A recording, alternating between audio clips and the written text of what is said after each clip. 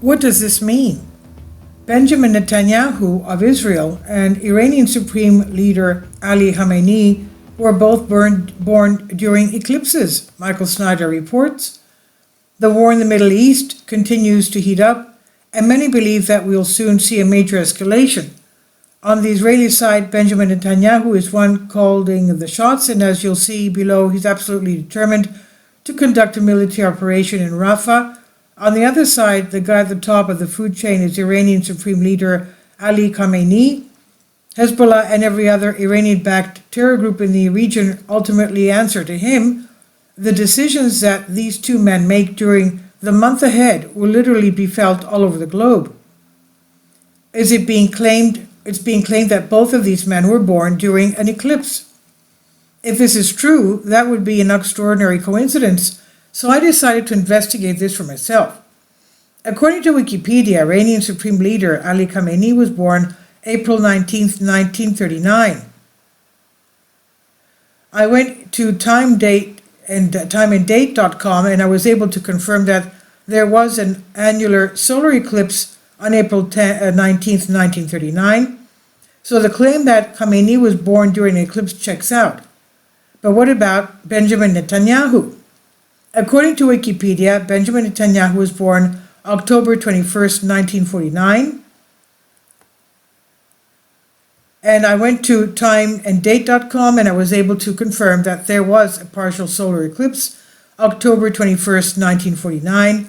So the claim about Netanyahu checks out too. In fact, as a Supernatural by Design YouTube channel has pointed out, the partial solar eclipse that Netanyahu was born on actually fell in the middle of a blood moon tetrad. Wow. So what could all of this mean? Could it be possible that both of these men were born during eclipses because God knew that they would be leading their nations during the Great Middle East War? Last week, the simmering conflict along Israel's northern border escalated quite dramatically. And this week, Israel carried out more airstrikes in the Bekaa Valley, deep into Lebanon. Now, the good news is that an all-out war between Israel and Hezbollah has not erupted yet, but is that coming? Hezbollah has warned that Israel will be crossing the red line if it conducts military operation in Rafah. The Biden administration and the European Union are also adamantly against such an operation, but none of this opposition is shaking Netanyahu. He says that the IDF will go on into Rafah because Hamas must be eliminated. Netanyahu stated unequivocally, no international pressure will stop us from realizing all of the goals of the war, eliminating Hamas, freeing all of our hostages, ensuring that Gaza never again constitutes a threat to Israel, he said. Now, the Prime Minister affirmed that the operational plans for the Rafah incursion have been approved, including steps to evacuate the civilian population from combat zones. Now, when the Israelis move into Rafah, huge things will start getting really crazy. Meanwhile, we should all keep a very close eye on what's happening in Ukraine. The Russians clearly have the upper hand now, and French President Emmanuel Macron has once again warned that Western troops may eventually be deployed there.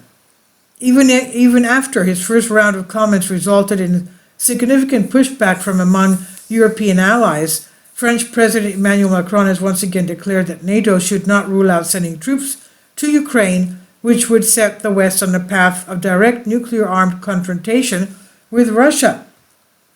He said in a Thursday interview on French national television that while the situation is perhaps not ripe at the moment to deploy troops there, it remains that all these options are possible.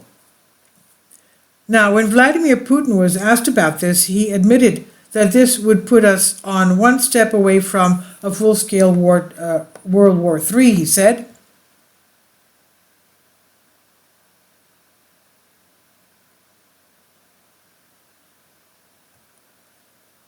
It's clear to everyone that this will be one step away from a full-scale World War III. I think hardly anyone is interested in this, Putin told reporters after winning the biggest ever landslide in post-Soviet Russian history.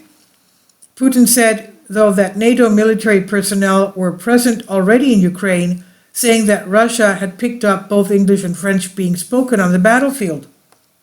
He said, "There's nothing good in this. First of all, for them, because they're dying there and in large numbers. Nobody can deny that we are living in a time of wars and rumors of wars. Personally, I'm entirely convinced that 2024 will be a year of war.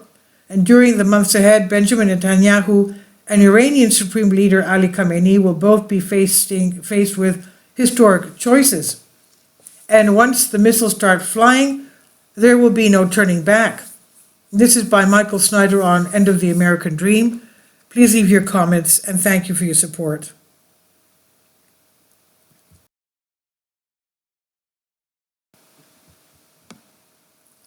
About the author, Michael Snyder's extremely controversial new book entitled Chaos is available in paperback and for Kindle on Amazon.com. He's also written 7 other books that are available on Amazon, including End Time, 7-Year Apocalypse, Lost Prophecies of the Future of America, The Beginning of the End, and Living a Life That Really Matters, commissions earned.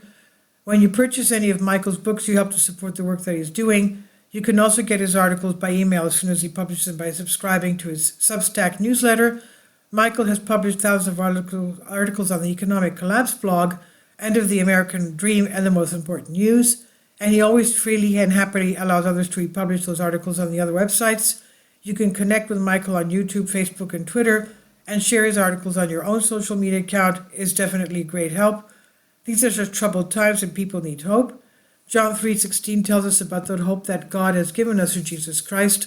For God so loved the world that he gave his only begotten Son, that whosoever believeth in him should not perish but have everlasting life. If you have not already done so, we strongly urge you to invite Jesus Christ to be your Lord and Savior today.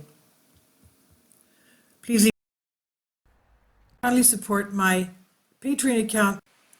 The daily posts are 5 videos daily, and they are totally different from what I have on my YouTube channel. Thank you so much for your support and that you find all my content so interesting. You'll find the Patreon account details in the description box below.